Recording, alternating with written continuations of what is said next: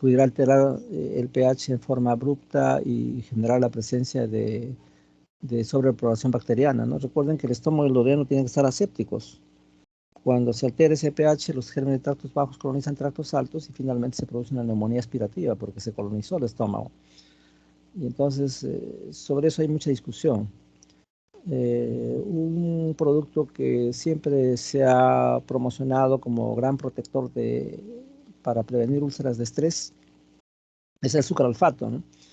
El sucralfato, como ya han dicho, es un producto que tiene la forma de un gel que contiene aluminio, pero que adicionalmente tiene propiedades inmunomoduladores, tiene propiedades antimicrobianas y por ese motivo es preferido como preventivo de úlceras de estrés. Muy bien. Luego, otros comentarios estarían en relación a aquellos pacientes que son operados, a veces con una gastrectomía. Por suerte ya no se ve tanto eso, como he dicho al principio, ¿no? Pero posterior a una cirugía gástrica existe el síndrome de dumping, que puede ser motivo de pregunta, de examen.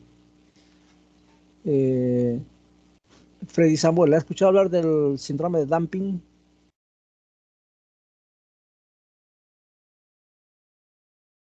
Freddy, prenda su micrófono.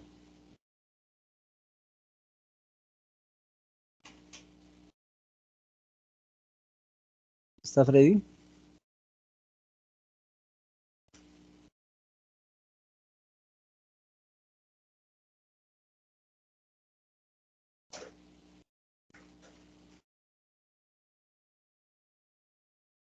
Jocelyn, ¿qué opina al respecto?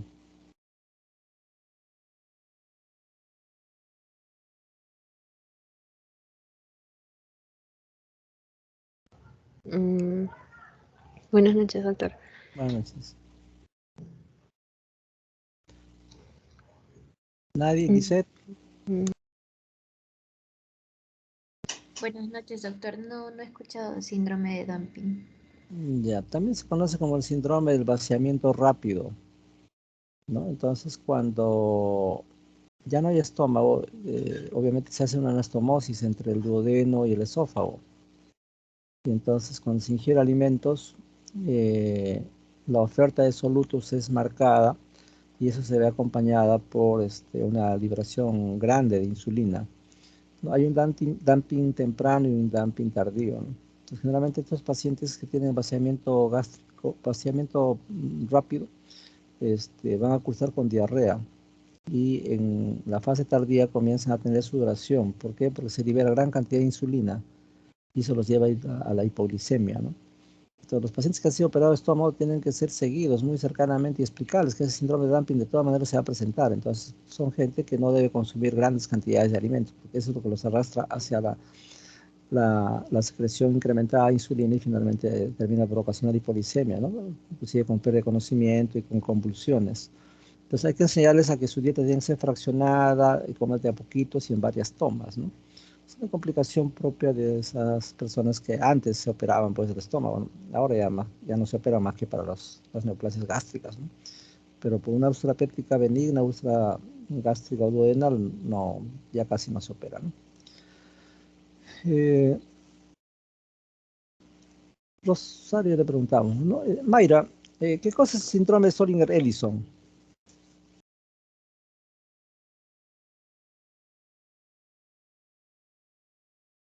Mayra,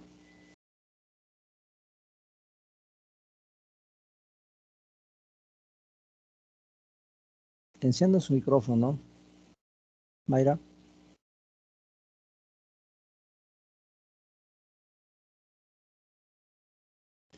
Cuando no enciendan su micrófono, porque creo les están pidiendo que graben las clases, los seminarios, ¿no? Creo que ahora no lo están haciendo, sí, sí lo están haciendo. Se considera una falta de respeto, ¿no? Se supone que están presentes y no quieren responder, pues es un demérito, ¿no? Pero Sí, tendremos en doctor, cuenta se para está que no, grabando pues. la clase. Sí, pero hay Sí, gente que no quiere responder, yo celebro eso, ¿no? Pero si no responde, pues por lo menos tenga la honestidad de decir, no, no sé, no es un delito, como hemos dicho al principio. O doctor, están haciendo acto de presencia y se han ido por ahí a tomar su bebida, a cenar y no, y los demás escuchando esto, ¿no? Sí, Rosario. Bueno, el síndrome de Zollinger-Ellison yo lo había mencionado en la exposición. Había mencionado que era una enfermedad ulcerosa que era grave y se caracterizaba por la presencia de ulceraciones múltiples y que también presentaba diarrea y que básicamente se presentaba por tumores que se le denominaban gastrinomas y que se iban a encontrar en el páncreas y en el duodeno. Es lo que había mencionado. No sé si habrán tomado atención todos en mi exposición, pero es lo que yo había mencionado. Claro, eso es, pues, ¿no? Es una tumoración que tiene doble localización, ¿no? Eventualmente está en el duodeno, eventualmente en el páncreas, ¿no? Se desarrolla a nivel de las células no beta de los islotes pancreáticos, ¿no? Una tumoración a ese nivel. Y forma parte de las neoplasias endocrinas múltiples, ¿no? Suele cursar pues con una úlcera péptica más severa que las convencionales. Por las convencionales es una úlcera habitualmente, o en estómago o en duodeno, ¿no? Cuando tienen Zollinger-Ellison son múltiples úlceras y en ambos lugares, tanto en duodeno como en estómago al mismo tiempo, ¿no? Y obviamente se produce pues una hipergastrinemia, ¿no? Esto determina una secreción, una hipersecreción gástrica intensa y eso es lo que lleva a la formación de la úlcera.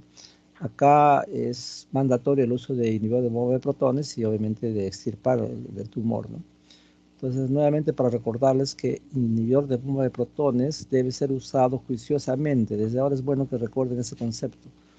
¿Por qué? Porque es un producto que es muy manoseado, ¿no? Lo utilizan para todo. Ante síntomas como flatulencia, dispepsia, eructos, náuseas, lo primero que hacen es indicar inhibidor de bomba de protones, ¿no? Las 4 indicaciones clásicas aceptadas para IBP son básicamente úlcera péptica, sea gástrico o duodenal, linfoma MALT, enfermedad por reflujo gastroesofágico y Zollinger-Ellison, y no hay más. Hay mucha gente que prescribe pues en forma indiscriminada este producto, ¿no? Y no está exenta de efectos adversos, ¿no?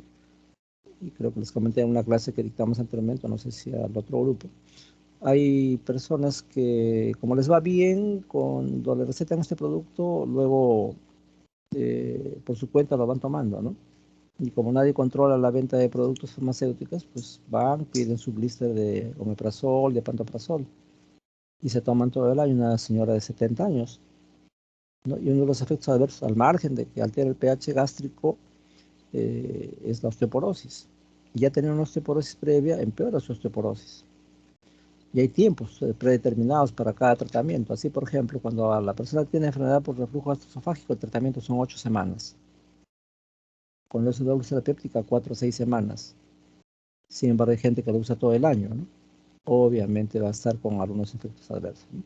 Entonces hay que ser juiciosos, hay que ser razonables en el uso de los productos, conocer la farmacocinética, conocer los efectos adversos, porque si no, hacemos una medicina barata, una medicina poco convencional, ¿no? Muy bien, por acá vamos a dejar este capítulo de úlcera péptica y vamos a pasar a la siguiente ponencia. Doctor, Luis, una ¿quieres última preguntar algo? pregunta. Dime. Sí, doctor, lo que usted menciona sobre el síndrome de Zollinger-Ellison, se menciona que hay una excesiva hormona gastrina, ¿no? Es una de sus presentaciones, como usted también mencionó, de las úlceras, o viene a ser su fisiopatología ya. No, esa es la principal razón, ¿no? Es un tumor productor de gastrina y la gastrina tiene que ver pues con incremento de la secreción del jugo gástrico que contiene obviamente ácido clorhídrico y pepsina, ¿no? Y eso es lo que finalmente determina la presencia de úlceras por la gran secreción que hay, ¿no? Es la explicación patogénica, la patogenia de las úlceras múltiples por Zollinger-Ellison, ¿no? Eso no es usual. Normalmente tú no encuentras múltiples úlceras en el estómago o en duodeno. Máximo 1 o 2. Cuando son 3, 4 en ambos lugares, de hecho hay que buscar Zollinger-Ellison, ¿no? Gracias, doctor. Ahora ya lo entendí. Ok, adelante con la siguiente ponencia. No sé a quién les toca. Buenas noches, doctor. Yo le quería hacer una pregunta. ¿A qué se le conoce como el neumoperitoneo? Bueno, el neumoperitoneo es la perforación de una víscera hueca, pues, ¿no? se puede dar por múltiples motivos. Un divertículo que se perfora puede dar neumoperitoneo. Una apendicitis que se perfora y no es operado a tiempo da neumoperitoneo. Una úlcera péptica puede dar neumoperitoneo. Pacientes recién operados por laparoscopía, como ustedes saben, es una cirugía menos invasiva, con tiempo de recuperación más corto y con menos complicaciones. Consiste en que, por ejemplo, a la altura de la cicatriz umbilical se hace un cortecito, se introduce por ahí el equipo para la cirugía y con 3 trócares se pincha la piel, se hace un cortecito y se levanta la pared del abdomen como una carpa. Se inyecta aire para individualizar los órganos y técnicamente le sea más fácil al cirujano hacer el exéresis de una vesícula, por ejemplo. Y entonces, posterior a esa cirugía, ya cuando van a cerrar, tienen que retirar todo el aire posible, ¿no? Pero no siempre se puede eliminar todo el aire, siempre queda un poco. Entonces, cuando la persona se le toma una radiografía en posición de pie, va a encontrar un menisco radiolúcido debajo del diafragma, ¿no? Puede ser en ambos lados o en un solo lado, y eso lo que traduce es aire, pues, ¿no? Que ha quedado. Así que no les debe extrañar que en el área de hematidez hepática, cuando ustedes percutan, van a encontrar timpanismo. Eso se llama síndrome de Chilaiditi cuando el marco colónico se pone por delante del hígado. A eso se llama síndrome de Chilaiditi y ahí va a encontrar timpanismo. Pero también se encuentra timpanismo cuando hay neumoperitoneo, o sea, aire en la cavidad peritoneal, por los motivos que he mencionado. Perforación de víscera hueca o cirugía laparoscópica que siempre deja un poquito de aire dentro del peritoneo, ¿no? A eso se refiere como neumoperitoneo. Tiene un nombre que se llama el signo de Joubert. El signo de Joubert es la presencia de esa radiolucidez, es un signo radiológico de neumoperitoneo y es subdiafragmático, ¿no? Muy bien. Entonces ahora Gracias, doctor. continuamos con la segunda charla. Adelante. Voy a compartir mi pantalla, doctor. Sí, claro que sí.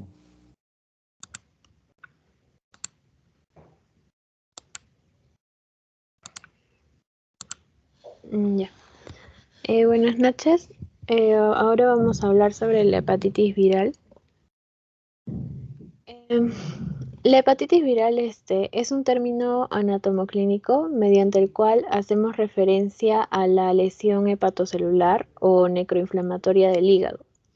Se le denomina hepatitis aguda cuando su evolución es limitada a menos de 6 meses de duración y hepatitis crónica cuando persiste después de los 6 meses. En su clasificación vamos a tener que son los virus hepatotropos, son los más importantes del punto de vista clínico y vamos a tener a los virus de la hepatitis A, virus de la hepatitis B, del C, del D o delta, también llamado, virus de la hepatitis E y también tenemos estos virus G y TT. Estos también son de hepatitis, pero son menos conocidos y también sus implicaciones patológicas son menos conocidas. Por ejemplo, vamos a tener la hepatitis A que su genoma va a ser ARN, a diferencia de la hepatitis B que va a ser ADN. Por ejemplo, en esta hepatitis A tenemos que pertenece a la familia Picornaviridae. Su transmisión va a ser fecal oral y de todas estas vamos a hablar más adelante. En su etiología, vamos a tener que entre las causas se va a poder identificar al alcoholismo, el consumo de drogas, la intoxicación química o por fármacos, también las enfermedades autoinmunes, pero tenemos que tener en cuenta que la etiología más frecuente o la de causa mayor va a ser la etiología vírica. Esta etiología va a ser responsable de al menos la mitad de las hepatitis y las más frecuentes están causadas por un grupo diverso de virus, los denominados hepatotropos, que ya lo hemos visto en su clasificación. Y bueno, estas van a compartir las características de que tienen una afinidad especial por el hepatocito y esto provoca la inflamación y también la necrosis hepática. Este término va a excluir, por lo tanto, a otros virus como por ejemplo el citomegalovirus, el Epstein-Barr, el herpes simple también, entre otros, que estos también son capaces de lesionar al hígado de una forma similar. En su epidemiología vamos a tener que a nivel mundial, en 11 países se concentra casi el 50% de la carga mundial de hepatitis crónicas. Vamos a tener, por ejemplo, entre China, Brasil, India, Indonesia y entre otros.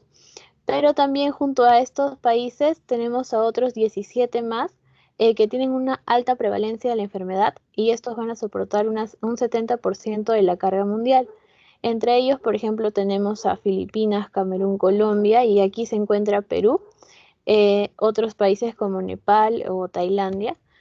Y bueno, en la epidemiología del Perú vamos a tener aquí tenemos una tabla donde está el número de casos de hepatitis según departamentos.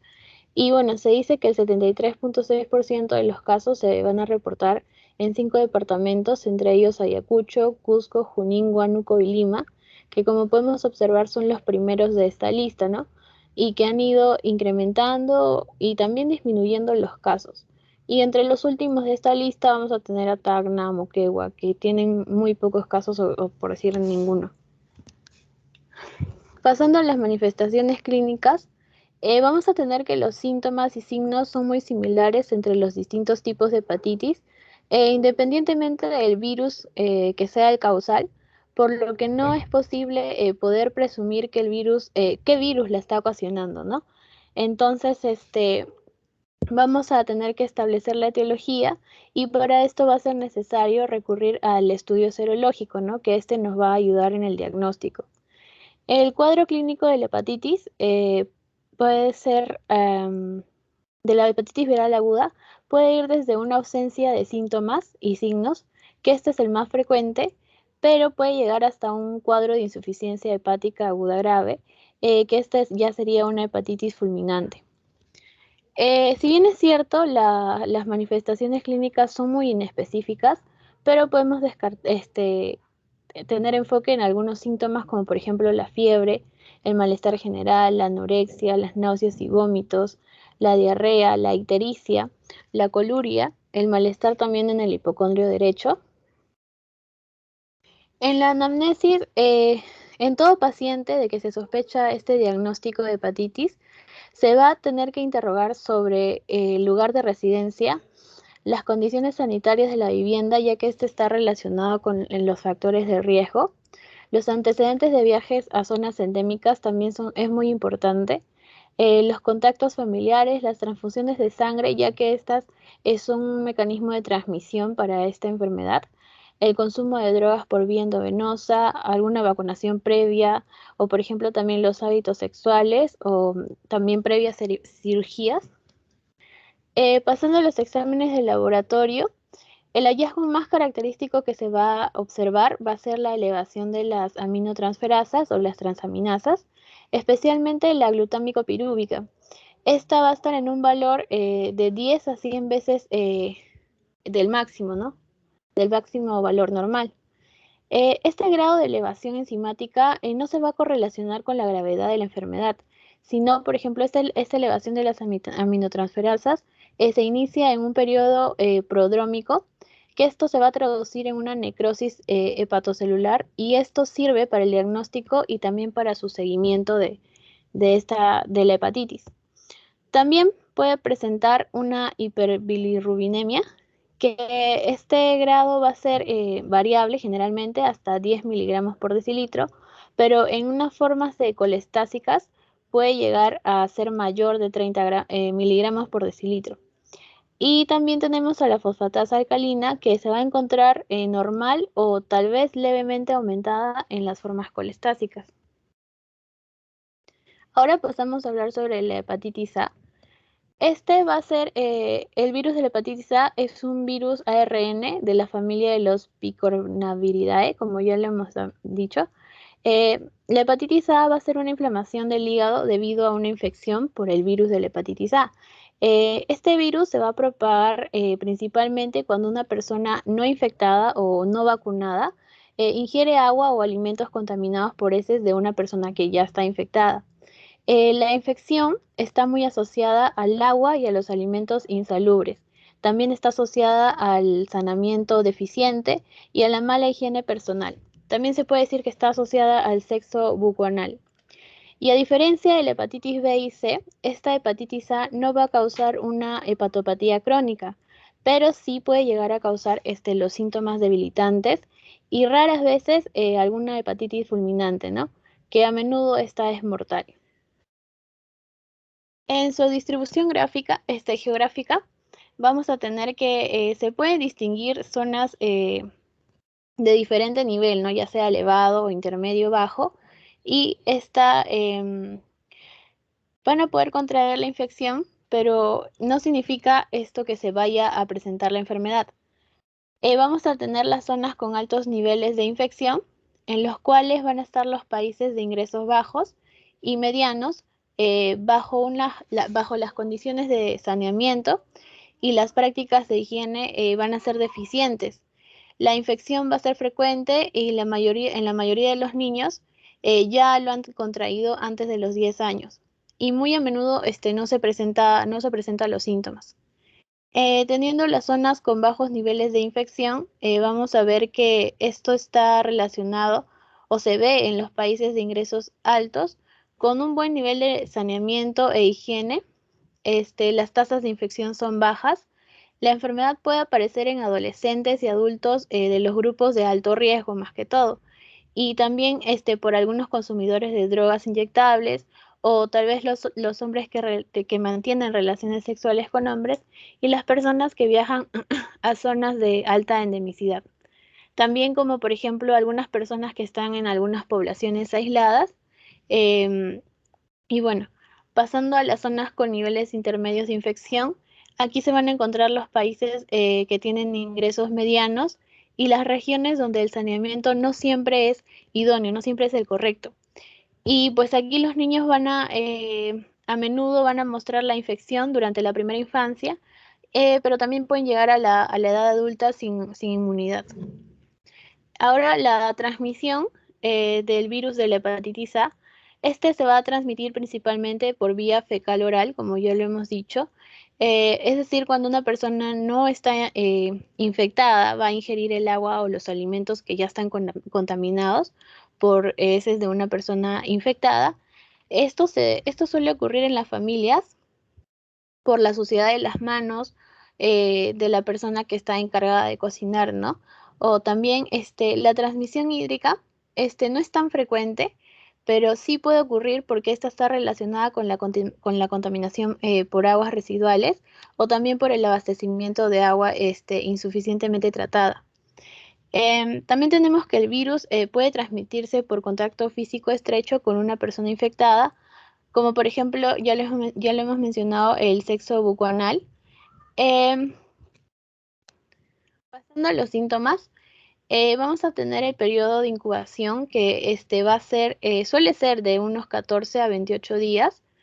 Los síntomas van a tener carácter moderado a grave y, por ejemplo, van a comprender lo que ya dijimos: fiebre, malestar, pérdida de apetito, diarrea, náuseas, molestias abdominales o la coloración oscura, ¿no? La coluria, también la ictericia. Los infectados no siempre van a presentar los síntomas. También vamos a tener que los adultos presentan signos y síntomas con una mayor frecuencia que los niños. Y esta gravedad y esta mortalidad de la enfermedad van aumentando según la edad. Los menores de 6 años que han sido infectados no suelen experimentar los síntomas, no se pueden notar a simple vista.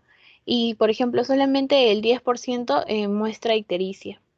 También tenemos que entre los niños que son más mayores y los adultos, la infección suele causar síntomas graves con ictericia en mayores casos que en los niños. Y a veces la hepatitis A también puede recidivar. Esto significa que, por ejemplo, una persona que acaba ya de recuperarse puede volver a caer enferma de nuevo con otro episodio agudo.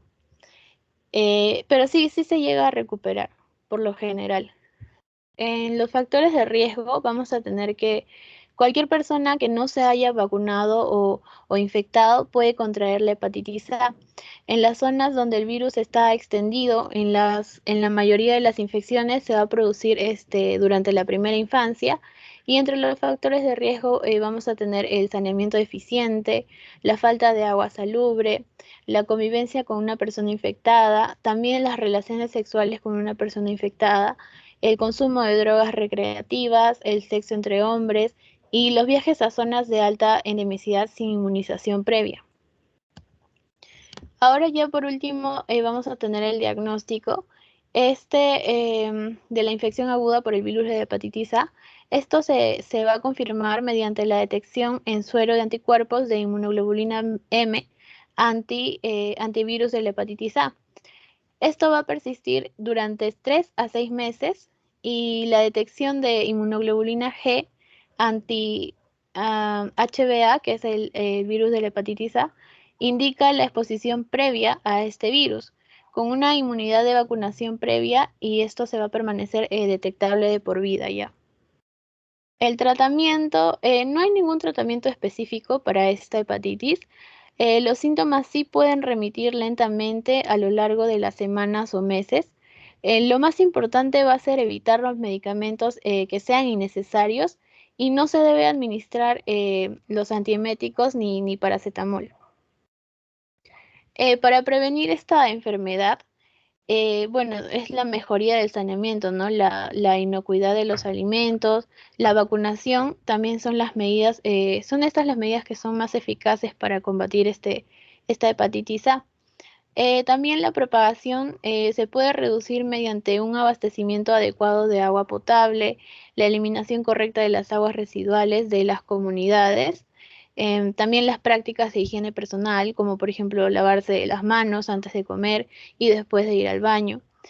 Hay varias vacunas inyectables inactivas contra la hepatitis A disponibles a nivel internacional, y todas estas son similares en cuanto a la protección y a sus efectos. No hay ninguna vacuna aprobada para emplearse en niños menores de 1 año, y eso sería todo, doctor, por mi parte. Gracias.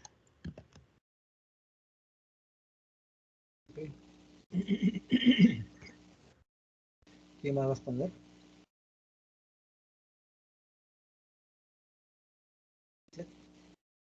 Sí, yo voy a responder, doctor. Adelante. Ya.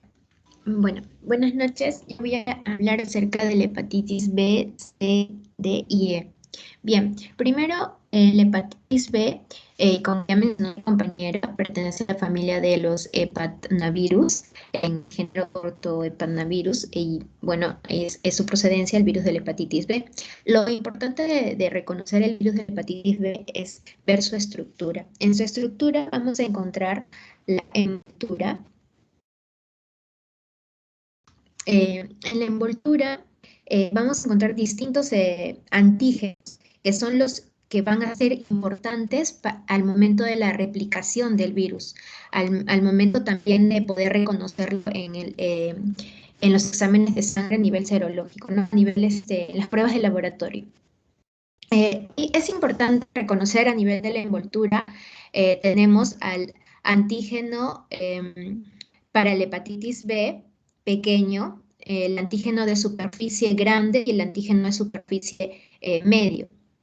También tenemos que a nivel del tegumento, que es esta estructura de color turquesa, tenemos otras estructuras que son el antígeno de la hepatitis B, pero recibe el nombre de antígeno E. En cuanto a la envoltura dentro del ADN, este ADN va a ser circular parcialmente bicatenario. Como observamos aquí, no está completamente bicatenario, por eso se le denomina parcialmente bicatenario. Esto también es una característica importante porque al momento de la replicación va a tomar estructuras de nuestro cuerpo para poder terminar de ser completamente bicatenaria. Bien, en cuanto a la transmisión, esta puede ser a nivel de manera sexual, en el caso de países en vías de primer mundo, pero esta característica depende también de cada país y depende del contexto. También va a ser parenteral, o lesiones por pinchazos de agujas o agujas compartidas u otros. y también vertical en países en vías de subdesarrollo. Los factores de riesgo son, por ejemplo, usar drogas intravenosas, compartirlas con una persona que está contaminada con este virus. También las personas que comparten de cierta forma no tienen las medidas adecuadas de prevención al momento de exponerse a fluidos seminales, fluidos vaginales. Principalmente esto puede ocurrir en la prostitución con las trabajadoras sexuales, en los pacientes sometidos a hemodiálisis, los receptores de transfusiones de órganos o de sangre. Bien, lo importante de reconocer que en el hepatocito lo que va a ocurrir es que se va a dar a nivel del núcleo la transcripción de este ADN circular parcialmente bicatenario, ¿no? Va a haber una transcripción inversa. Luego de que haya esta transcripción inversa, que a partir de ADN se va a formar ARN, tus diapositivas no están avanzando. Se ha quedado en género orohepatnavirus. Ahí se ha quedado. Uy, qué pena. ¿No se ve, de verdad? No, no se ve. A ver, voy a volver a compartir entonces. Ya, a ver. Nuevamente. Ahora. ¿Ahora o todavía sigue igual? No se ve. No, aún no se ve. No se ve. Presentando. A ver.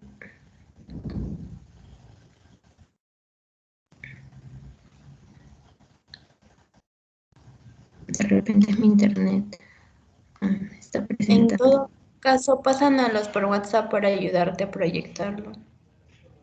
Ya.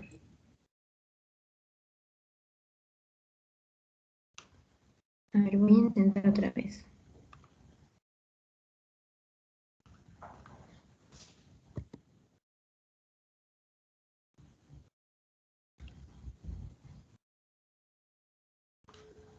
Doctor, ¿me podría dar un minuto, si no, para cambiar con mis datos de mi celular? Porque creo que es el wifi de mi casa. Por favor. Claro que sí, no hay problema. Sí, un minuto nada más. Voy a tener mi celular. Ok.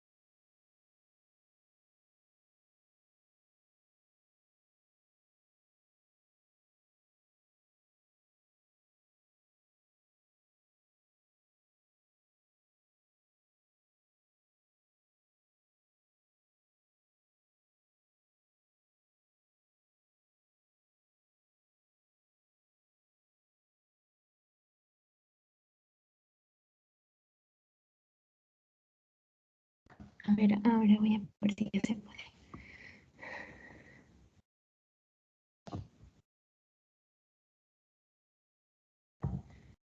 Ya, ahora sí ha cambiado.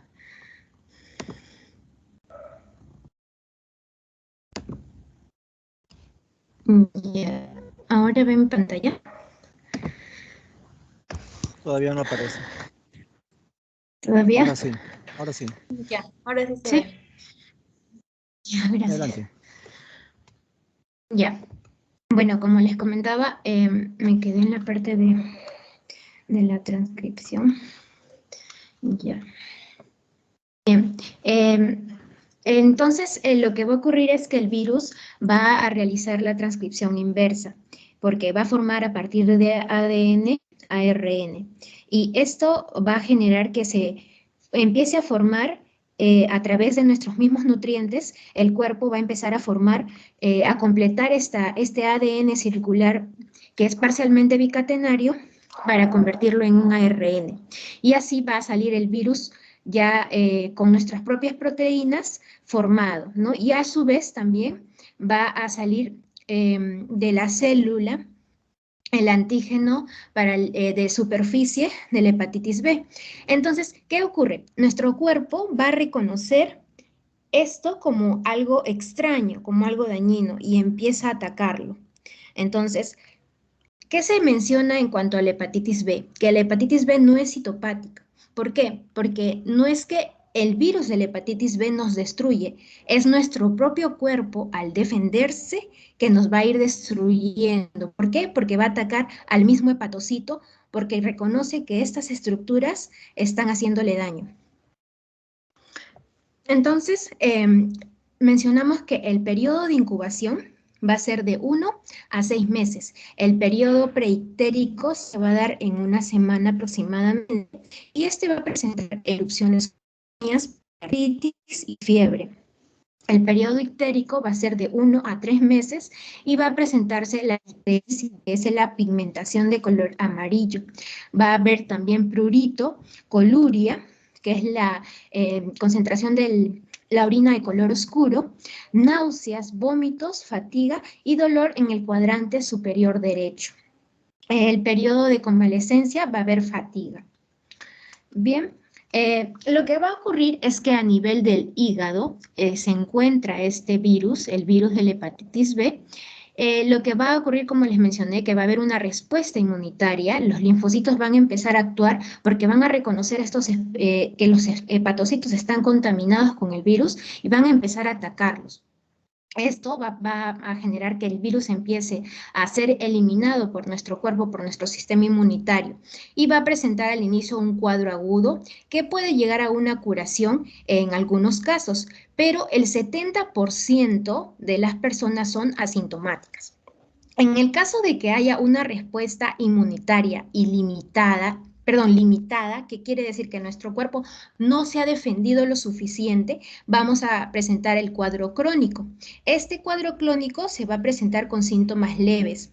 En este caso, ya viene el agente delta, que cuando va a haber una coinfección al lado del virus de la hepatitis D, que más adelante les voy a mencionar. Ahí sí se va a presentar una hepatitis fulminante. En el caso de la hepatitis B, también se puede dar un carcinoma hepatocelular primario y también puede ocasionar cirrosis. Algo muy interesante e importante de mencionar es que a nivel de la microscopía electrónica se puede observar los cuerpos de Pannes. Estas estructuras redondas son características del virus de la hepatitis B. Y también se pueden observar estas formas medias avanzadas, que son formas del virus en vía de desarrollo. Se le llama forma de desarrollo.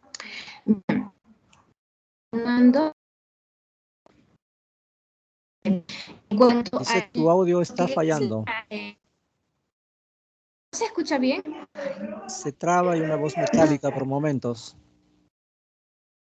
Sí, es que creo que es mi internet, doctor.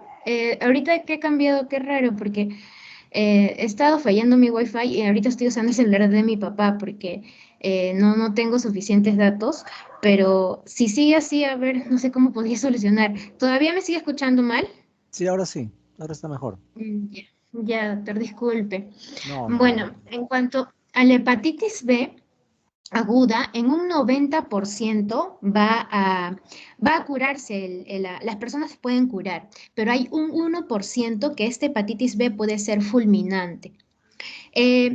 Luego de esto, a partir de los 6 meses, ya para adelante, se supone que cuando una persona ya esté curada, ya no debería aparecer el virus de la hepatitis B, pero lo que va a pasar es que va a presentar, aún pasando los 6 meses, este antígeno de superficie del virus de la hepatitis B. En un 50% va a generar curación, o sea, quiere decir que ya no va a estar produciendo daño en el cuerpo.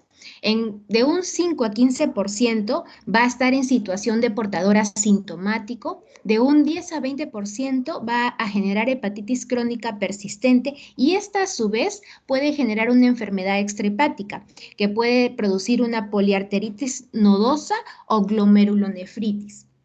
Y en el caso de la hepatitis crónica activa, también puede generar una cirrosis y en un 50% carcinoma de las células hepáticas. ¿Cómo sabemos? ¿Por qué? Porque va a ir dañando a los hepatocitos. Bien, en cuanto a la hepatitis crónica, histológicamente, vamos a los hepatocitos que se observan en la etiología, va a haber formación de los folículos linfoides, va a haber septos fibrosos y, como sabemos, como el cuerpo va a ir atacando a los hepatocitos, se va a presentar necrosis periportal. Y como les mencioné, no es citopático, porque no es que el virus esté dañando, sino que nuestro cuerpo al defenderse empieza a atacar a los hepatocitos. Bueno, esto es importante, el diagnóstico. ¿Por qué? En el diagnóstico podemos observar que al inicio de la enfermedad, cuando ya una persona se ha infectado, va a pasar un aproximado de 2 meses, pero en el primer mes aproximadamente ya está el virus A en la hepatitis B, pero aproximadamente ya a partir de los 2 meses aumentar los antígenos de superficie. Y aproximadamente ya a los 3 meses vamos a observar que a nivel sanguíneo también se están dadas amenazas, como mencionó mi compañera anteriormente también en cuanto a las transaminasas. Luego de eso va a haber un periodo ventana, donde el antígeno, el antígeno de superficie de la hepatitis B ya no va a encontrarse aumentado, al contrario, va a empezar a disminuir. ¿Y quién va a estar ahora? El anticuerpo de la inmunoglobulina G. ¿Por qué? Porque nuestro cuerpo ha empezado a defenderse. Entonces, vamos a observar inmunoglobulinas G, que son las que van a actuar a nivel del sistema inmunitario. Esto es importante porque en las pruebas serológicas vamos a observar elevados la inmunoglobulina G y disminuidos el antígeno de la hepatitis B, el antígeno de superficie. Esto es en la fase aguda. Pero en cambio, en la fase crónica es distinto. ¿Por qué?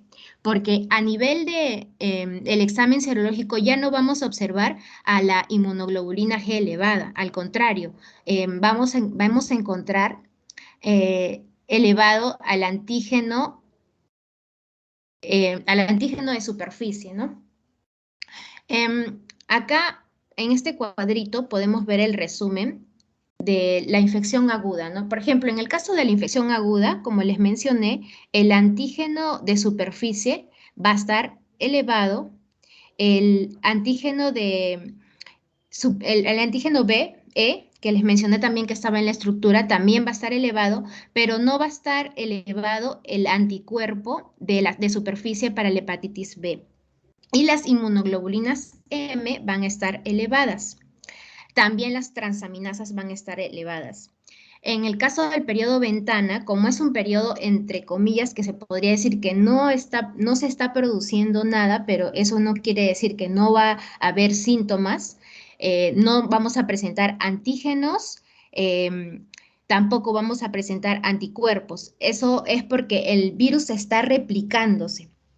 En el caso de la infección ya resuelta, cuando ya ha habido un tratamiento, ya se ha podido eliminar parte de los síntomas, ya vamos a presentar a los anticuerpos para el antígeno de superficie. Y también vamos a empezar a observar inmunoglobulinas G aumentadas. Y en el caso de la infección crónica, vamos a observar que como el cuerpo no se va a defender lo suficiente, porque al inicio dijimos que era limitante su defensa, entonces lo que vamos a observar elevado va a ser el antígeno de la el antígeno de superficie de la hepatitis B. Cuando este va a ser crónico activada o inactivada, en ambos va a estar elevado. Pero a diferencia de que en el crónico activado va a presentar que va a haber anticuerpo para la hepatitis B, no va a estar en la crónica activa, pero en la inactiva sí va a estar elevado. Es un poco enredado porque hay que saber bien cuál es el antígeno, cuál es el anticuerpo, ¿no? Para poder determinar el momento de los exámenes. Bueno, eso es lo más importante. Y como sabemos que en la vacunación, si ya no nos está atacando en el cuerpo, entonces este antígeno ya no va a estar. Entonces, ¿qué quiere decir? Que ya nuestro cuerpo ha generado anticuerpos para el antígeno. Por eso que en la vacunación presentamos los anticuerpos elevados. En cuanto al tratamiento, bueno, si el hepatitis es aguda, va a haber un tratamiento de soporte, y si es crónica, principalmente se utiliza el interferón alfa, entre otros fármacos. En cuanto a la prevención, es importante la vacunación antes de la exposición, y en el caso si es que hubo riesgo de exposición, entonces una vacunación post-exposición también podría ayudar. Bueno, acá hay una imagen donde podemos observar el hígado normal y el hígado ya contaminado con la hepatitis B, ¿no? Digamos que ya el cuerpo se ha defendido tanto que los hepatocitos han ido muriendo. Ahora vamos a mencionar, voy a mencionar la hepatitis C. La hepatitis C proviene de la familia Flaviridae del género Hepacivirus. La estructura es similar a la hepatitis B. ¿Por qué? Porque presentan en su envoltura también, como todo virus, distintas estructuras que van a permitir que se adhiera o que ingrese a la célula, ¿no? Tenemos a las lipoproteínas. Algo muy característico de este virus es que va a presentar proteínas o estructurales y no estructurales, que le van a permitir tanto el ensamblaje como la replicación. Bien, para no ahondar en la parte de la replicación, porque ya es casi similar a la hepatitis B, lo importante podemos de la hepatitis C es que esta puede conducir a enfermedad hepática crónica o cáncer de hígado.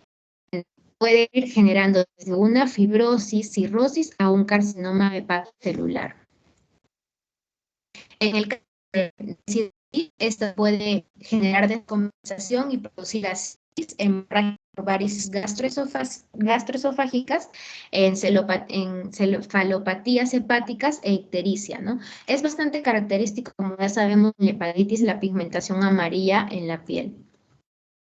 Esa pigmentación se debe a que la producción de bilirrubina está aumentada. En cuanto a la epidemiología de la hepatitis C, vamos a darnos cuenta, como ya mencionó mi compañera, que la distribución es a nivel mundial y la transmisión va a ser también por vía sexual o vía parenteral, ¿no? Por transfusiones de sangre o por agujas contaminadas. Y en cuanto a la patogenia, como ya sabemos, va a haber una alta tasa de replicación. Una alta tasa de replicación del virus, va a generar mayor cantidad de estructuras que se encuentran en nuestro cuerpo reconoce como agentes extraños. Esto va a generar que nuestro inmunológico esté en defensa y por eso va a haber mayor natural killer, mayor linfocitos TCD8, mayor linfocitos TCD4. En el caso de la inflamación crónica se van a liberar citoquinas, perforinas y anticuerpos, ¿no? Esto va a producir daño celular y daño tisular, como por ejemplo fibrosis o esteatosis. Bueno, en cuanto a la clínica, en un 15% de las personas que, en el caso que haya una inflamación aguda, va a haber curación y eliminación. En un 15% también va a haber cirrosis en inicio rápido y en un 70% va a haber infección persistente. De esta infección persistente, que la persona está presentando síntomas, va a haber a su vez un 40% que después puede ser asintomático, pero del resto de ese 30%, que sería el 60%, va a haber también hepatitis crónica. Esta hepatitis crónica en un 6%, insuficiencia hepática, un 20% va a haber cirrosis y el resto va a presentar carcinoma hepatocelular. En cuanto al diagnóstico, donde, bueno, se puede determinar es a nivel del ELISA, porque en el ELISA vamos a observar anticuerpos de antígeno para el virus de la hepatitis C, pero es importante mencionar que esta ELISA tiene que realizarse 2 veces, o de lo contrario, se tiene que realizar una prueba de ELISA más una prueba PCR para determinar si se encuentra el ARN del virus de la hepatitis C. En el caso de que la persona se haya confirmado, va a presentar, ¿no?, anticuerpos para la hepatitis C y el ARN del virus de la hepatitis C.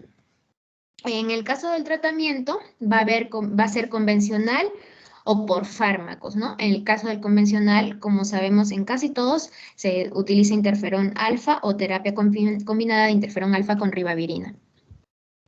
Bien, en la hepatitis D, esta va a actuar luego de que ya haya habido una hepatitis B anteriormente. Ya. La estructura de la hepatitis D es también similar a los anteriores, porque presenta también el antígeno de superficie para la hepatitis B. ¿Por qué? Porque la hepatitis D o agente delta está relacionado con el virus de la hepatitis B. En el caso de la estructura tenemos al agente delta grande y al agente delta pequeño, que son los que van a permitir la adhesión a nuestras células. En la epidemiología también es de distribución mundial, es endémico en el caso de Italia, en el Amazonas, en África y en Oriente Medio. La vía de transmisión también va a ser parenteral sexual y en el caso de la patogenia, en este caso, como les mencioné anteriormente, en el virus de la hepatitis B, no era citotóxico, perdón, no era citopático. Acá el virus de la hepatitis D es citotóxico. Y si es que hay una coinfección, que están tanto el virus de la hepatitis B como la hepatitis D, va a haber infección aguda. Y si este paciente se puede recuperar completamente. Y si en caso no se recupera, va a generar hepatitis fulminante o cirrosis. Y si es que hay una sobreinfección con la hepatitis B, esto sí va a ser crónico y luego va a poder, de repente se puede asociar con el agente delta, que es el virus de la hepatitis D, y esto va a generar una evolución más rápida y más grave que puede generar hepatitis fulminante, cirrosis e incluso la muerte. Y la clínica, si es que hay una coinfección, va a haber una fase preictérica y una fase ictérica. En el caso de la fase preictérica, va a presentar letargia, fatiga, anorexia y náuseas. Y va a haber un patrón que es importante mencionar, que es el patrón bifásico, en donde se va a observar las altas concentraciones de las transaminasas. Primero, por replicación del virus del hepatitis B y segundo, por la replicación del virus de la hepatitis D. Y la ictericia va a presentarse en el caso de que haya hepatitis aguda autolimitada. Y cuando hay una sobreinfección, ¿qué quiere decir? Que primero el paciente tuvo hepatitis B y luego hepatitis D, la hepatitis va a ser fulminante, también va a presentar ictericia, que es la pigmentación aumentada de color amarillo a causa del aumento de la bilirrubina. La encefalopatía hepática, infección crónica, va a ser de un 60 a 80%, que luego puede ser cirrosis en unos 5 a 10 años. Y bueno, el diagnóstico también utilizando ELISA y PCR, donde se van a encontrar los anticuerpos o los antígenos tanto del agente delta como, si es que en el caso de que tuvo hepatitis B, del antígeno de superficie de la hepatitis B. Y el tratamiento también con interferón alfa. Y por último, el virus de la hepatitis E. El virus de la hepatitis E, bueno, pertenece a la familia de Hepaviridae y la estructura también es similar. Este presenta a los ORF2. Es importante mencionarlo porque a nivel de la replicación van a presentar distintas estructuras que van a permitir la transcripción dentro de nuestra célula. A nivel epidemiológico, ya igual también es a nivel mundial, se distribuye a nivel mundial en países en vías de desarrollo. La transmisión va a ser fecal-oral principalmente por falta de higiene, aguas contaminadas, hay bajo nivel de higiene en estos casos y es importante mencionar que hay un porcentaje que mencionan que las personas o mujeres embarazadas pueden generar abortos. ¿Y por qué está el chanchito? Porque se menciona que el cerdo es el reservorio animal. En cuanto a la clínica, em, primero vamos a ver que en la hepatitis E, la persona va a tener una infección, pero no se va a dar cuenta hasta un promedio de 15 a 50 días, que va a ser el periodo de incubación. Luego de esto va a presentar hepatitis aguda asintomática. Y en efecto de que sea positivo, va a recuperarse. Pero si no, va a presentar hepatitis fulminante o hepatitis crónica. En el caso de que haya hepatitis crónica, puede recuperarse o si no, va a desarrollar cirrosis. En cuanto a la infección aguda, lo clínico que puede presentar es dolores abdominales, anorexia, náuseas, vómito, fiebre, malestar, ictericia, que es característico del virus de la hepatitis, coluria, la pigmentación de la orina de color oscuro, artralgia, diarrea, prurito y exantema. Y bueno, en cuanto al diagnóstico, también se realizan las pruebas de ELISA para poder determinar si es que hay inmunoglobulinas M o G contra el virus de la hepatitis C o pruebas PCR. Y el tratamiento, como ya mencioné, casi similar a los anteriores, es con interferón alfa. Y bueno, este es un cuadrito donde podemos comparar los tipos de virus de la hepatitis, que también mi compañera lo presentó al inicio, pero para poder hacer un resumen de todo lo que les he mencionado, podemos ver que el virus de la hepatitis A es infeccioso, el virus de la hepatitis B se encuentra en el suero de la sangre, el virus de la hepatitis C, en este caso no es igual al de la, obviamente, ni igual al del B, y el virus de la hepatitis D también se le denomina agente delta, y el virus de la hepatitis C también se le denomina entérico.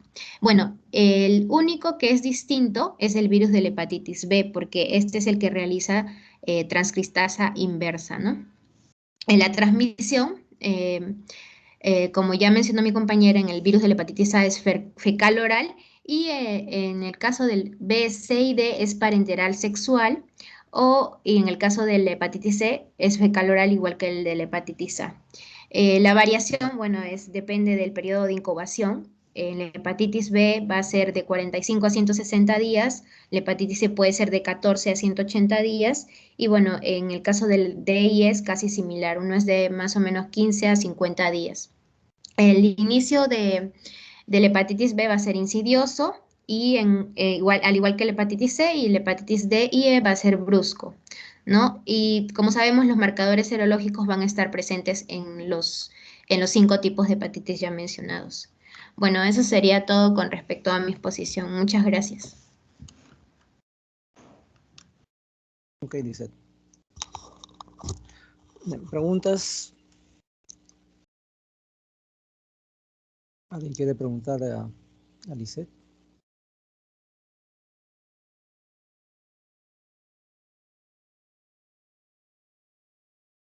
¿Nadie?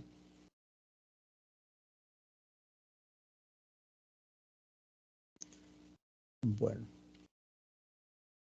El grupo de las hepatitis virales es un universo enorme, ¿no? En nuestro medio solamente, y en particular acá en Lima, hacemos seguimiento, diagnóstico, tratamiento de hepatitis A, B y C. No hay tecnología para detectar hepatitis E y delta no es propia de esta zona. Por lo tanto, estamos muy limitados. En Europa, en Estados Unidos, existen hepatitis hepatitis F, G inclusive, ¿no? Y como ya han señalado sus compañeras, pues la inflamación del órgano hepático no solamente es causada por estos virus, sino también por otros como el Epstein-Barr, como el citomelovirus, la rubiola, etcétera, etcétera. Amén de otros patógenos que no vemos acá en la ciudad, ¿no? En la selva, por ejemplo, tienen el mayar o el oropuche, son enfermedades que tienen afección hepática y se comportan muy parecido a la hepatitis viral convencional que nosotros conocemos. En general, el grupo que vemos con frecuencia desarrollando enfermedad, la primera cosa que uno tiene que aprender es lo que han dicho al principio, ¿no? Cuando una hepatitis es aguda y cuando es crónica. Acá básicamente el tiempo es el que va a definir eso. Cuando la alteración de la bioquímica hepática es menos de 6 meses es aguda y cuando es más de 6 meses es crónica. Quisiera preguntar a Lisette, ¿dónde leyó que la hepatitis E lleva la cronicidad? ¿Eso es frecuente? ¿Está escrito en series grandes o es la excepción de la regla?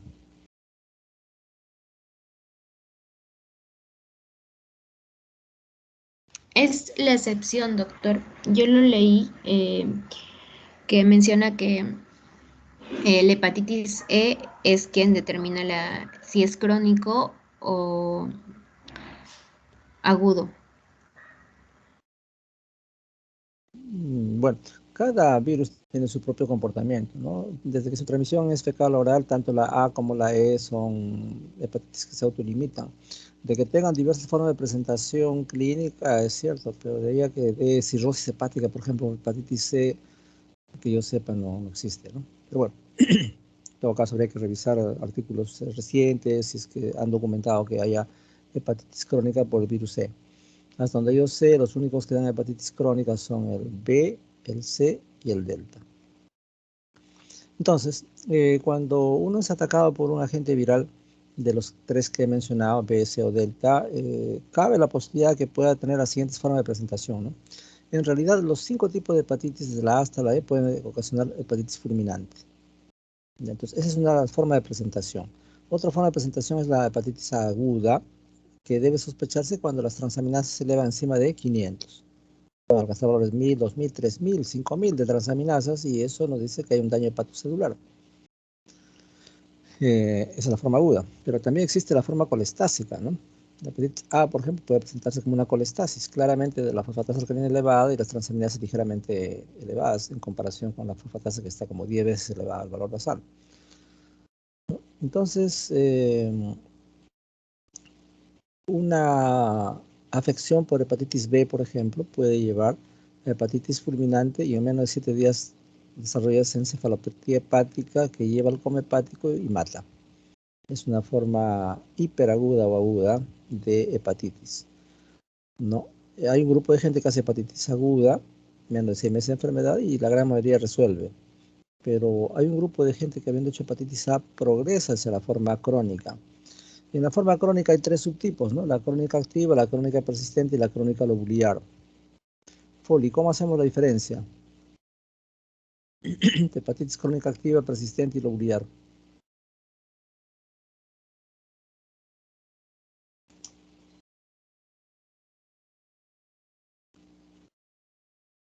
Foli, encienda su micrófono.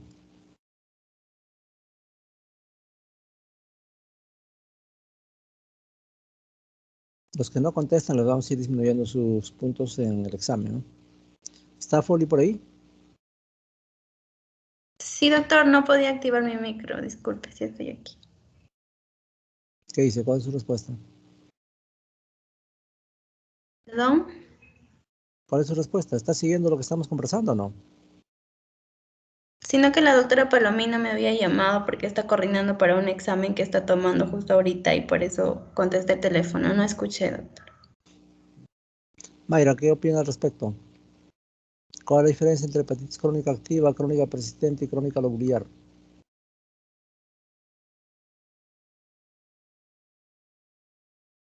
Mayra.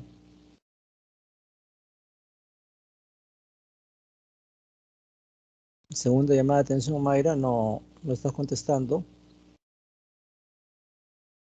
Después no se queje cuando hayan sorpresas en su nota.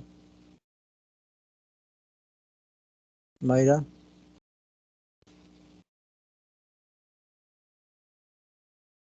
Se enlazó y desapareció. Que quede constancia para el resto. No está contestando, no quiere colaborar. O por lo menos que escriba en el chat si tiene dificultad para comunicarse, pero no encuentro nada en el chat. Bien, pero si no quiere contestar Mayra, para la próxima la vamos a excluir, pues, ¿no? Bien, entonces la hepatitis crónica activa se diferencia de la crónica persistente en base a hallazgos anatomopatológicos. Lastimosamente no hay clínica que nos diga esto es crónica activa o crónica persistente. Ese concepto es importante saber porque un grupo de gente que tiene hepatitis crónica activa va a migrar hacia cirrosis. Entonces, ¿cómo hacemos la diferencia? Es básicamente el infiltrado inflamatorio.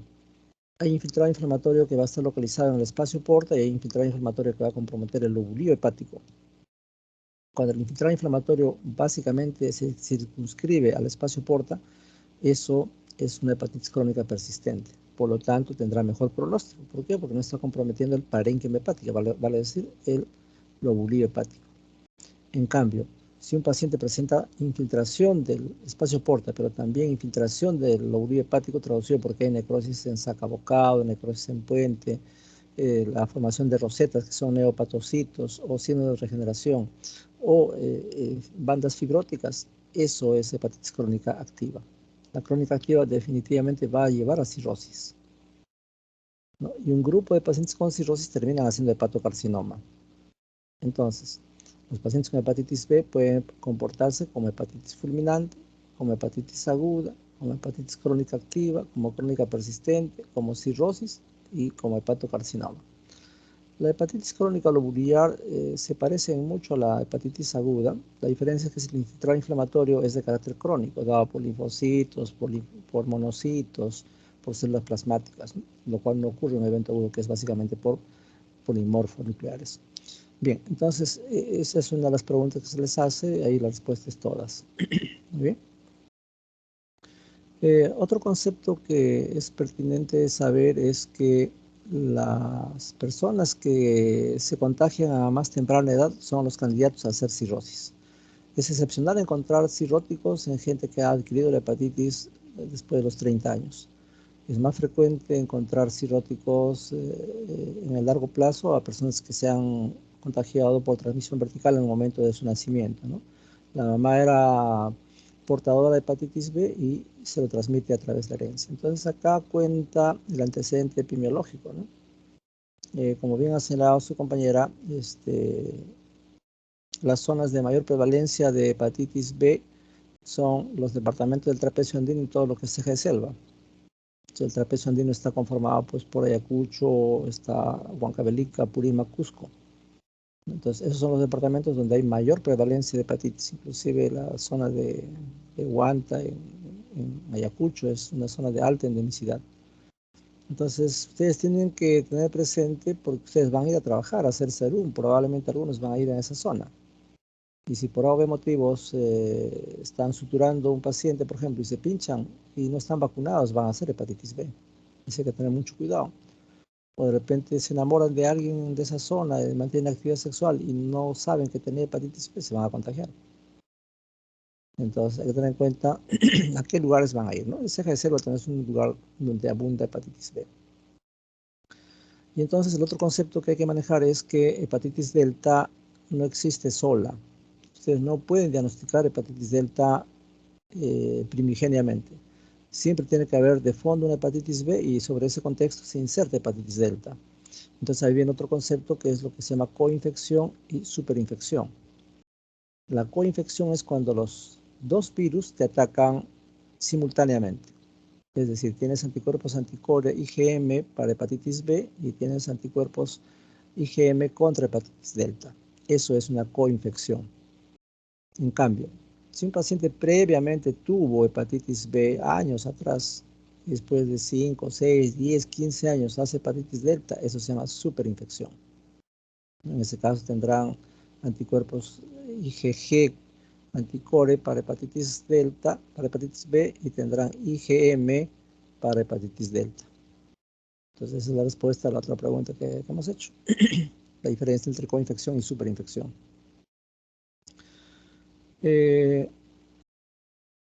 Otra atingencia que hay que hacer respecto a los vacunados, ¿no? Entonces, todos los que constituimos grupo de riesgo tenemos que recibir vacuna para hepatitis delta, perdón, para hepatitis B.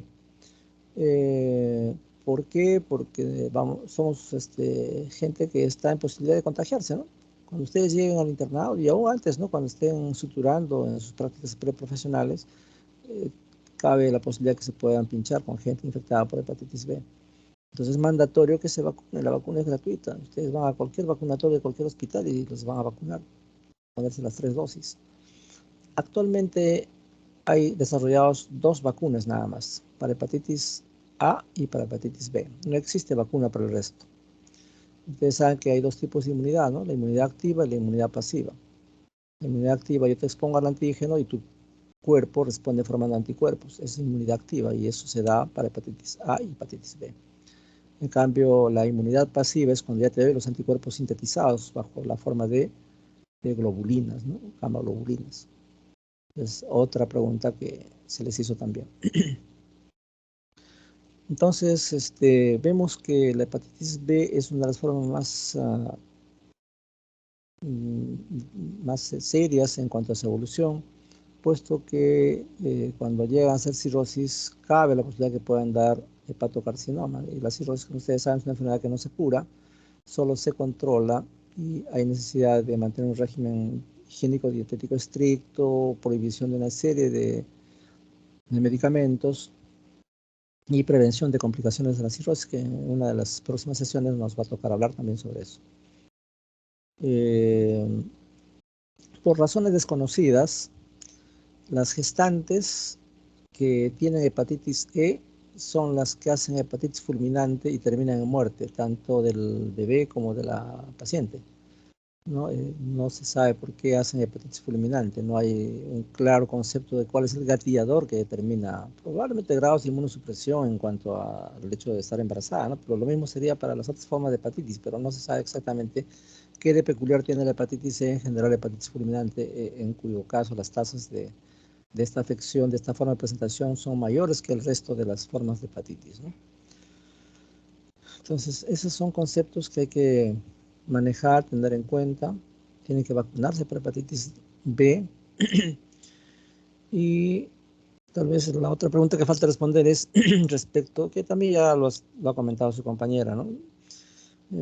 Tuvimos una interna de la universidad que estando en piso se pinchó tomando gases arteriales a una paciente anciana de 75 años.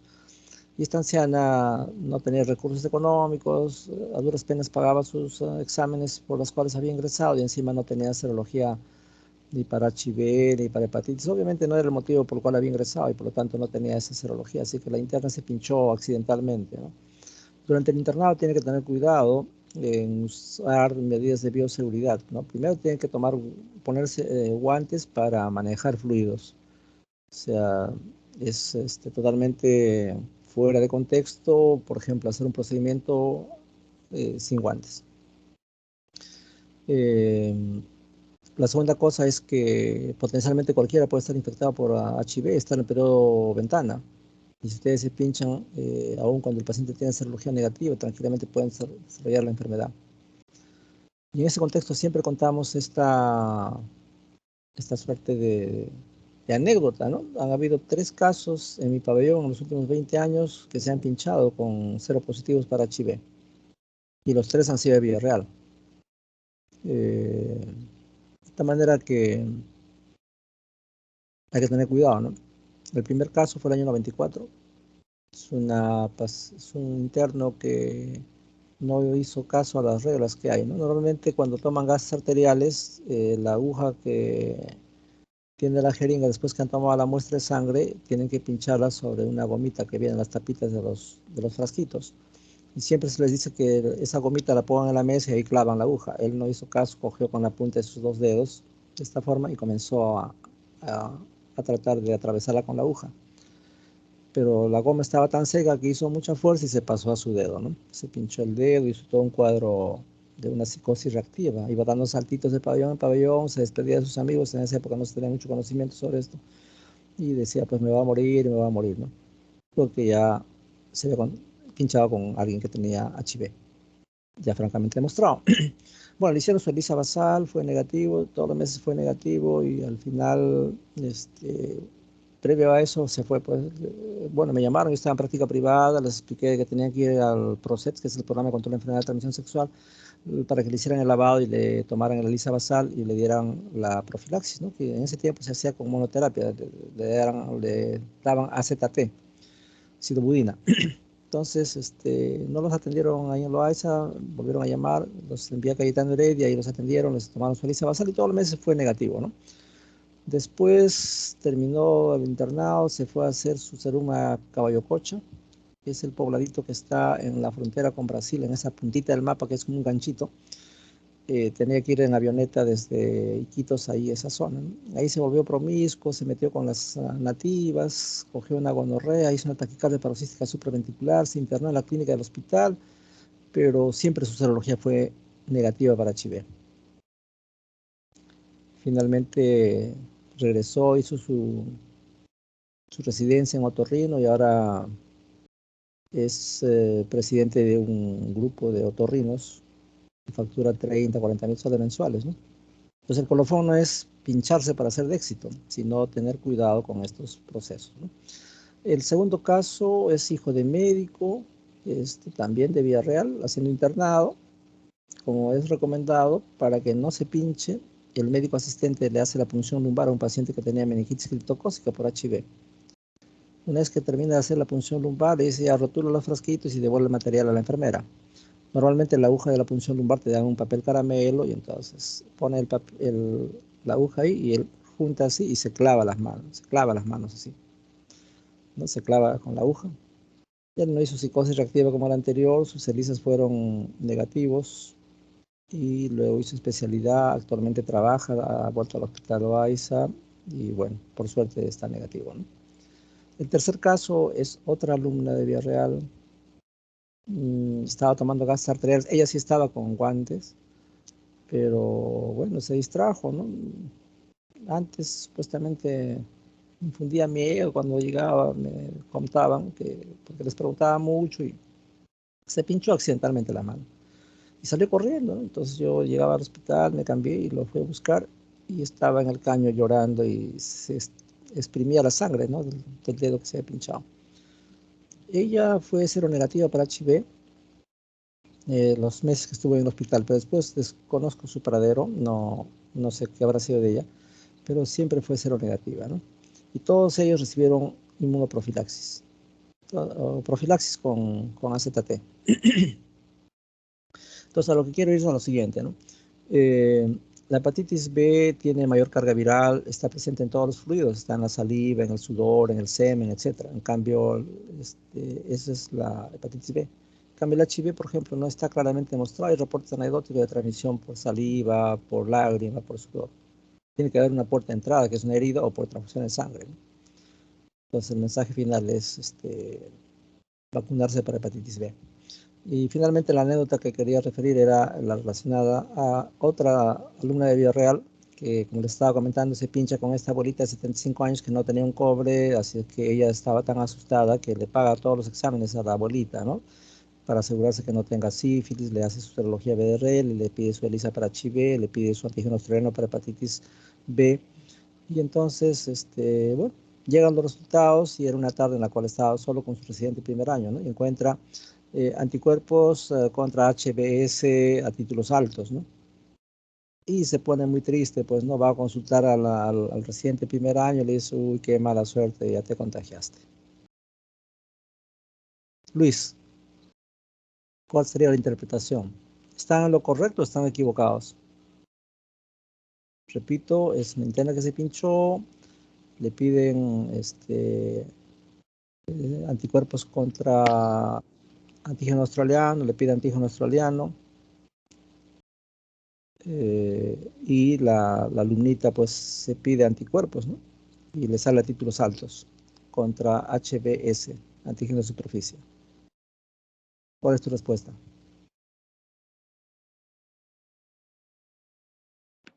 Doctor, ¿se le llegó a hacer Western Blot?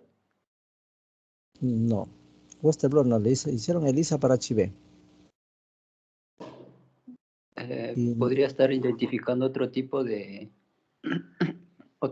virus, porque ELISA identifica varios, no solo el virus de inmunodeficiencia humana. ¿Qué opina Lisette? Doctor, usted mencionó anticuerpos para Contra antígenos. HBS, contra antígeno de superficie. Ah, ya, títulos eso altos. quiere decir que ha tenido ya la hepatitis. O sea, porque si tiene el anticuerpo en el examen es porque ya lo tuvo, pero no quiere decir que ahorita tenga la enfermedad. O sea, lo ha tenido, pero no es que esté desarrollando la hepatitis en ese momento. Foley. Foley levantó su manito. Sí, doctor. Sí, casi lo mismo, pero creo que el HBS va más dirigido a lo que es herpes. No. Herpes. No, cuando hablamos de HBS es el antígeno de superficie, vale decir el antígeno australiano, propio solo de la hepatitis B. Ah, ya, perdón, me equivoqué. Lo que su residente le debió preguntar, pues si te has vacunado para hepatitis B, sí. ¿Qué significa que tener anticuerpos altos? Significa que su organismo ya se inmunizó, no ha tenido la hepatitis B antiguamente, ¿no? Simplemente las personas que se vacunan tienen que saber si ya están protegidos o no, y eso se mide pidiendo el título de anticuerpos contra el antígeno australiano, que es la pregunta que se ha hecho, ¿no? Entonces, al Doctor, día siguiente me comentaron, termino con esto, me ya. comentaron que estaban tristes, que ¿no? Y simplemente la chiquita, la interna, se había vacunado para hepatitis B. Y la formación de anticuerpos implica que simplemente tuvo buena respuesta, pero no que se había contagiado de hepatitis B, ¿no? Sí, Lisette. Doctor, una consulta. Yo me acuerdo que en el colegio a mí me vacunaron contra la hepatitis, pero no sé exactamente si es que fue esta la hepatitis B o la hepatitis C o la A. En ese caso, si es que yo me realizo un examen en mi cuerpo, o sea, en mi sangre me va a salir que tengo el anticuerpo para esa hepatitis a la que me vacunaron, o es que no, ya pasó tanto tiempo que ya no tengo los anticuerpos. Para hepatitis A usualmente en Perú no se vacuna, ¿no? La cartilla de vacunación que se les exige a gente que viene de países desarrollados incluye hepatitis A y hepatitis B. Nosotros, como tú mismo has dicho, no sé quién expuso sobre eso, no me acuerdo bien, disculpen la mala memoria, casi todos hemos tenido hepatitis A. Yo les aseguro que de los 5 que nos hemos quedado, 4, ¿no? Pues 2 sí se han escapado, o 1. Les aseguro que todos tenemos serología IgG para hepatitis A. Muchas veces, como han señalado, se hace la hepatitis en forma nictérica. A veces el niño, por ejemplo, está gateando, está solo, se le cae el pan al piso, recoge el pan y se lo vuelve a comer, o se tira la manzana al piso y ahí está cogiendo hepatitis A. Hace un poco de diarrea, ya tuvo hepatitis A y ni lo supo. No es necesario hacer ictericia para señalar que tiene hepatitis A. Por lo tanto, en un país como el nuestro, con pobres condiciones de sanidad, la gran mayoría hemos tenido hepatitis A. Y si nos hacemos, y eso es válido también para cuando ustedes pidan marcadores para cualquier infección, cualquiera que sea el virus, ejemplo, Epstein-Barr, ¿no? Para mononucleosis infecciosa, ejemplo, coronavirus actual del agente causal de la pandemia, siempre se pide IgG y IgM. Si la IgG está elevada a títulos altos, significa que el paciente ya tuvo contacto con el virus y habla de una infección antigua. En cambio, si la IgM está alta, significa que la infección está latente ahora en este momento, está presente. Entonces, eso es válido para todos los procesos virales. Cuando hay IgM, tiene enfermedad activa en este momento. IgG es una enfermedad pasada. Entonces, hay que hacerse esa serología. Si es que tú sospechas que te has vacunado para hepatitis A, tu serología saldrá IgG alta para hepatitis A.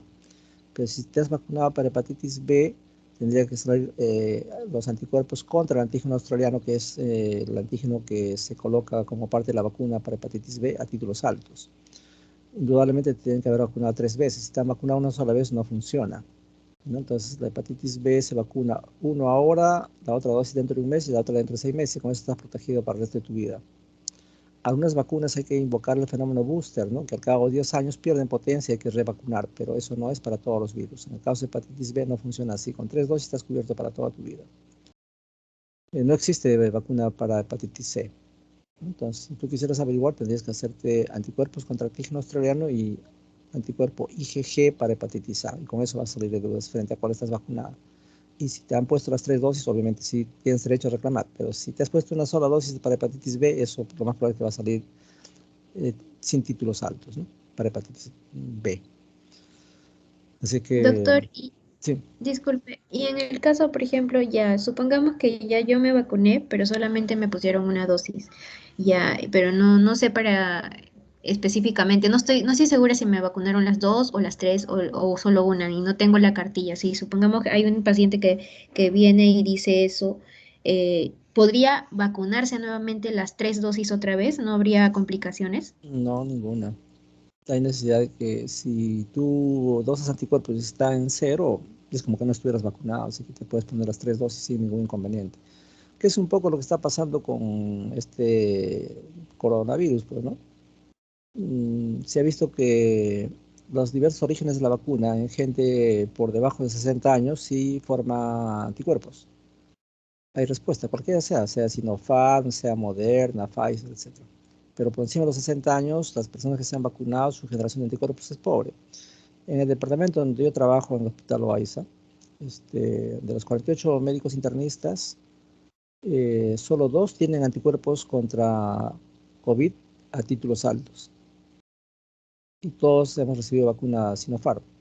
Y de esos 2 que tienen a títulos altos, ya habían tenido COVID. O sea, COVID como enfermedad y encima después se han vacunado y ellos sí han hecho anticuerpos. Pero la mayoría de los demás tenemos anticuerpos neutralizantes bajos. Ahora, eso no es la única forma de evaluar la respuesta inmunitaria que confiere la vacuna, ¿no? Porque la otra parte es la inmunidad celular que acá en Perú no estamos en posibilidad de evaluar, ¿no? Pero una forma sesgada de ver las cosas es eso. Y por eso es que en el mundo se está viendo pues de que la vigencia de la vacuna contra COVID a los 6 meses ya está bajando el título de anticuerpo. Entonces, en Estados Unidos y en Israel están obligando a la tercera dosis, ¿no? Mientras que acá en Perú la gente no quiere vacunarse o simplemente el gobierno no toma la decisión de vacunar a su personal de primera línea, que son los mayores de 60, deberían recibir en general, todos deberían recibir una tercera dosis, ¿no? Que el futuro va a ser ese, ¿no? Van a tener que ponerse 3 dosis para ser cubiertos. Y más si hay virus que están mutando, pues, ¿no? Las formas lambda, delta, etc. Entonces, para responder tu pregunta, es reiterar lo que acabo de decir, ¿no? Sí, no hay ningún inconveniente, tienen que vacunarse. En coronavirus se van a exigir que se ponga la tercera dosis para una protección más o menos adecuada, ¿no? Muy bien. No sé si Doctor, tenga... una Sí. pregunta. En el caso de que, por ejemplo, haya una infección de hepatitis, o no, como usted explicaba, ¿no? Que se hincaban y es necesario darle una medicación profiláctica o tenemos que esperar todavía los resultados para recién actuar. Si tú ya tienes la serología positiva de tu paciente con quien te pinchaste, ahí no tienes que esperar nada. Ya de frente te vas con inmunoglobulinas, tienes que tomar inmunidad pasiva. Entonces hay inmunoglobulinas contra hepatitis B, porque esa persona de hecho que tiene la enfermedad, si es portadora sana, te va a contagiar. Entonces tú ya tienes que enfrentarlo con anticuerpos previamente elaborados, ¿no? La otra versión es que te puedes poner la vacuna, porque eso también va a generar anticuerpos, pero puedes hacer ambas cosas. Ponerte la vacuna y recibir inmunoglobulina. Es decir, la vacuna de la hepatitis sí actúa después de la infección, también Claro, actúa. sí, sí. Ay, Ahora, ustedes han mencionado muy tangencialmente el uso de, de antirretrovirales, ¿no? En hepatitis C está aprobado, en hepatitis B todavía hay cierta resistencia a usar ribavirina, por ejemplo, ¿no? Entonces, eso es una posibilidad. El otro concepto que hay que manejar también y que no hemos comentado es la infección por hepatitis C. Ciertamente se ve más en gente que está sometida a procesos de hemodiálisis. Y antes se creía que, y eso se pregunta examen, ¿no? Para la residencia, siempre preguntan eso. La primera causa de hepatocarcinoma ponen hepatitis A, B, C, D, E. Y la primera causa actualmente es hepatitis C. Antes se creía que la causa más importante de hepatocarcinoma era hepatitis B. Y lo que ocurrió fue un fenómeno interesante, ¿no? Por los 80, cuando comenzó el HIV, se hizo una seroteca, ¿no? En varios centros de Estados Unidos. Y mucha gente que había sido testeada para hepatitis C, para hepatitis B y para HIV, solo tenían positivo para HIV y para hepatitis B. O algunos tenían solamente HIV y nada más. Y después de 20, 30 años, cuando se mejoró la tecnología, porque actualmente lo que se dispone es Immunoblot de segunda y tercera generación, ¿no? En esa época se tenía solamente Immunoblot de primera generación. Entonces, en esa seroteca de gente que en esos años había tenido HIV, cuando hicieron la aplicación de Immunoblot de tercera generación, resultó que la gran mayoría tenía hepatitis C, ¿no? Y actualmente es un paradigma pues, que ha dejado de estar vigente, ¿no? Y ahora se sabe que haciendo un análisis riguroso con inmunoglobulina de tercera generación o con reacción de cadena polimerasa o con reacción de cadena ligasa se puede demostrar que el paciente tiene hepatitis C, pero antes estaban subdiagnosticados y actualmente se sabe que la primera causa de cáncer en el mundo, y ese motivo de pregunta, es hepatitis C. O sea que en este examen les pregunten eso también. Así que los que han quedado van a tener un punto más. Bien, entonces no sé si hay alguna otra pregunta. De mi parte eso sería todo. Más bien les quería consultar para ir avanzando con las prácticas el día lunes. Si no tienen inconveniente, yo no los tengo, podemos ir avanzando con las prácticas, porque probablemente en los días siguientes tenga algunos inconvenientes, entonces no los quiero dejar abandonados y ir avanzando con las prácticas. Si están de acuerdo, lo podemos hacer el lunes a las 9 de la mañana, una o dos prácticas. Si no están de acuerdo, igual no están obligados, total es feriado, no está programada ninguna actividad. ¿Qué dicen? Por mí estaría bien, no sé si alguno de mis compañeros tenga algún inconveniente, perdón. Lisette, Rosario, ¿están de acuerdo? No tengo problema. Bueno, yo estoy el lunes en la mañana, en la tarde ya sí no puedo. Ya, entonces a las 9 comenzamos, por los que estén, ¿no? ¿Lisette va a poder? ¿Luis? Sí, doctor, no tengo problema para Ya, la entonces clase. el lunes a las 9 vamos avanzando con una o dos prácticas.